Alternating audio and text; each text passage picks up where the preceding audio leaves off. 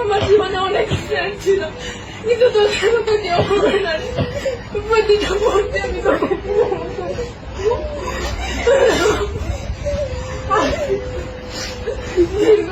12 বছর পড়াশোনা জীবনে অনেক স্যারের সাথে পরিচয় হয়েছে, অনেক বন্ধু বান্ধবের সাথে পরিচয় হয়েছে, কিন্তু স্বামী স্যারের মতো কেউ হয়ে উঠতে পারিনি আজ পর্যন্ত। আর তোদের মতো ফ্রেন্ড আজ পর্যন্ত হয়ে উঠতে পারেনি। আমি ক্লাসের মধ্যে অনেক কথা দাউটা দিতাম, যাতে অনেকেই বিরক্ত হতো।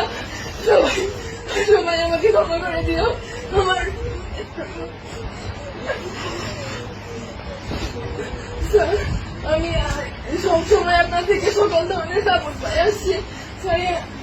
কোনো সময় আপনাকে শুধু স্যারের চোখে না, আপনাকে আমার বড় ভাইয়ের চোখে, একজন আদর্শ গাইডলাইনের চোখে দেখে আসছি।